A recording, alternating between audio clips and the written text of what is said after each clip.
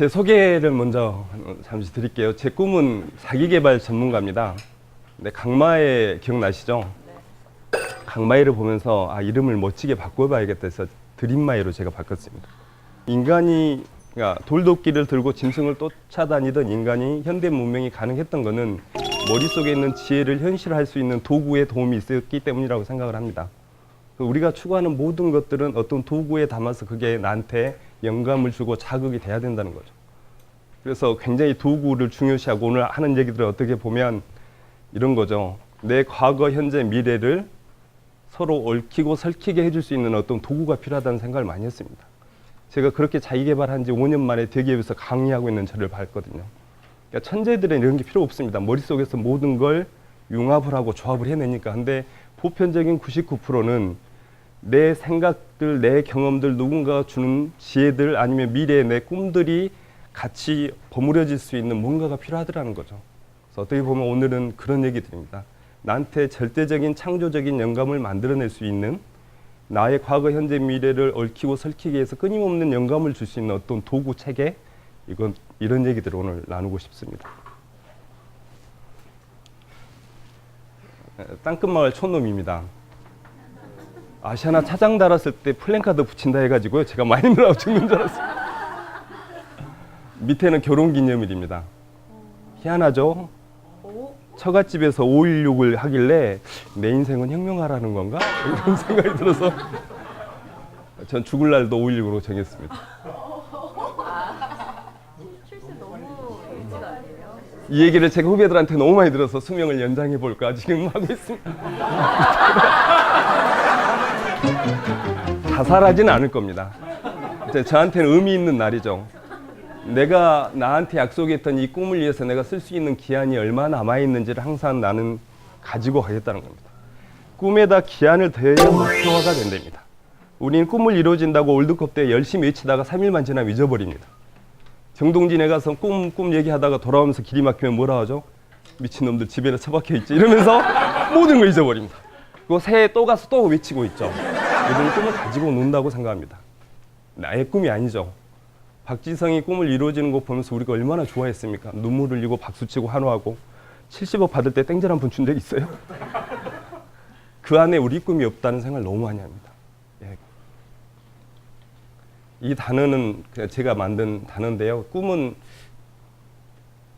사전에 이 단어가 실리기를 이런 꿈을 꾸고 있습니다. 뭐냐면 평범한 일상으로부터 문득 과거에는 평범했는데 문득 창조적이고 기발한 영감을 반복적으로 떠올리는 능력인 거죠.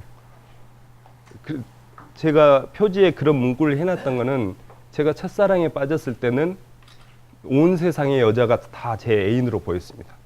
그러지 않습니까? 당구에 빠졌을 때는 천정에 당구공이 굴러다니는 걸 느낍니다. 이런 거 같아요. 내가 내 꿈에 몰입할 수 있는 상황, 현상만 만들 수 있으면 나도 절대적인 영감들은 만들어지는 거더라.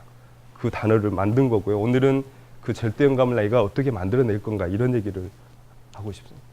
자, 책에도 이런 얘기를 썼습니다. 모두가 성공과 행복을 위한 꿈을 가지고 있다. 그런데 살아보니까 이런 갭들이 있더라는 거죠.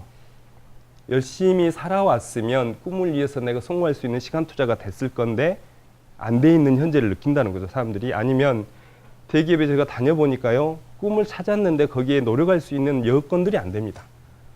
이만큼의 노력이 있어야 이 꿈이 이루어질 것 같은데 노력 투자를 못하는 거죠. 세 번째는 지능의 갭이 있습니다. 책에도 썼지만 고3 때 짝꿍이 서울법대 가서 판사를 하고 있는데요. 그 친구는 고3 때 대학 시험이 며칠 안 남았는데도 일요일만 되면 사라지고 없었습니다. 근데 시험만 보면 퍼펙트하게 나와요. 그때 아마 목사님 딸하고 연애하고 있었나 봐. 나중에 그 딸하고 결혼을 했거든요. 근데 우리는 상상할 수 없는 겁니다. 내일 모레 대학 시험인데 일요일날 사라지고 없다는 건. 근데 시험만 보면 퍼펙트하게 나옵니다. 불가능은 있습니까? 없습니까? 없다. 우리는 이렇게 배워왔죠. 저는 불가능이 있습니다. 불가능이 없다면 나폴레옹이 센텔레나에서 40대에 요절하지는 않았겠죠. 근데 우리는 아이들한테 그걸 강제하고 살고 있죠. 그때 저는 불가능이 있다는 걸 절실하게 느꼈습니다. 그 친구를 보면서. 그래서 이런 갭을 어떻게 극복할 거냐. 저는 절대 영감을 만들면 된다고 생각합니다. 내 시야를 좁혀서요. 내가 추구하는 어떤 것에 개인적으로는 꿈이고 회사에서는 업무 목표를 좁혀서 거기에 몰입할 수 있는 환경만 만들 수 있다면 나한테도 그 분야에 대한 후천적인 천재성은 만들어지더라는 거죠. 스타킹에 보시면 출연자의 50%는요 선천적인 천재성을 가지고 태어난 사람들입니다. 출연자의 반 정도는요 장애가 있고 지능이 떨어지는데 한 분야의 천재들이 나옵니다. 우리는 그걸 감상만 하죠. 뭔가 특별한 게 있었겠지. 근데 저는 누구든지 방법과 도구만 갖추면 가능하다고 생각한다는 거죠.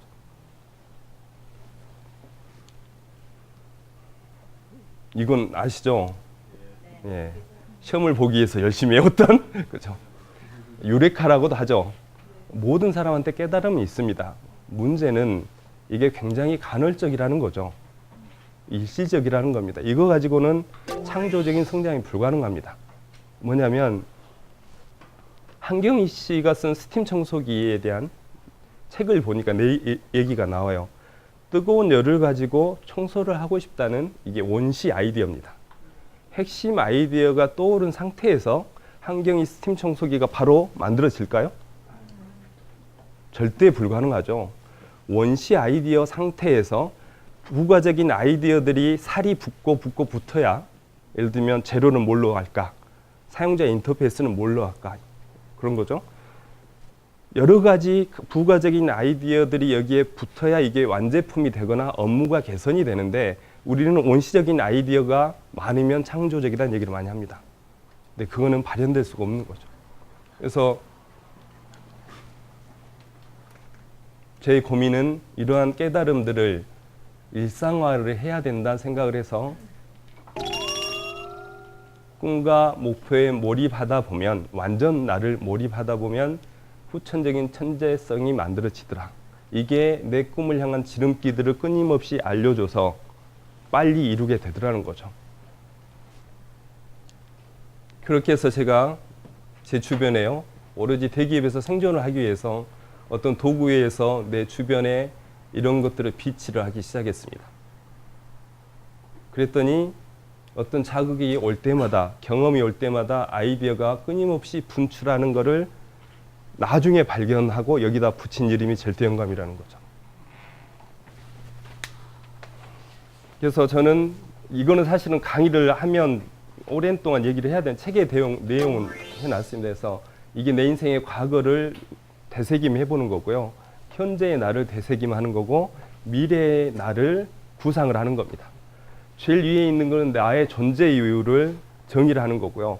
이 존재 이유를 위해서 나는 어떤 직업, 우리는 꿈이 뭐냐 그러면 여기만 얘기합니다. 카이스트 학생이 될 거야. 아시아나 직원이 될 거야. 근데 그것도 오작교라는 거죠. 이걸 향해 가는. 그래서 여기는 내 인생의 목표고요.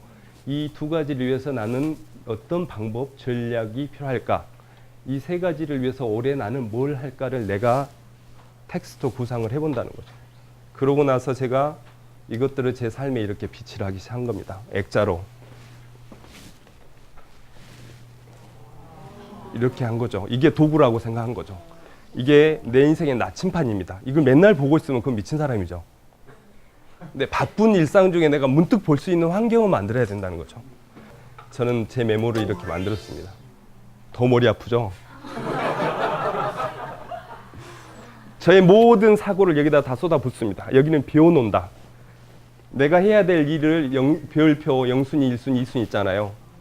여기에 세븐 헤빗의 중요도, 긴급도를 벤치마킹 한 겁니다. 이렇게 해놓고요. 여기는 내가 생각을 바꾸고 싶고 행동을 바꾸고 싶은 것들을 강령이라 해놨습니다. 이쪽에는 특허내고 싶은 아이디어, 업무 개선 아이디어, 책을 쓰고 싶은 것, 강의를 하고 싶은 것 떠오르면 적어놓습니다. 떠오르면 적어놓습니다. 여기서 원초적인 아이디어가 들어가서 성장하는 단계를 받게 되는 겁니다. 이쪽에는 내가 만나고 싶은 사람, 읽고 싶은 책 이런 건 다 적어놓습니다.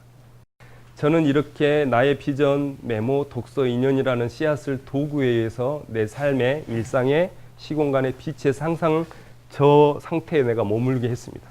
그랬더니요, 직감적인 영감들이 계속 올라오기 시작을 했습니다.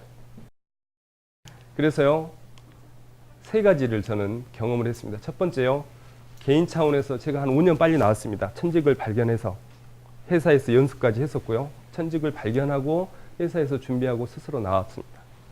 회사에서 좀 이따 사례를 좀 쭉 보여드릴게요. 이 절대연관 프로젝트 사례들을. 많은 창조적인 프로젝트들을 떠올려서 실행을 했었고, 발견한 것도 창조지만 준비하는 과정에 보조 아이디어들이 계속 저는 필요했다는 거죠. 그리고 사회적인 나눔에 대한 것들도 되게 많이 저한테 와닿았습니다.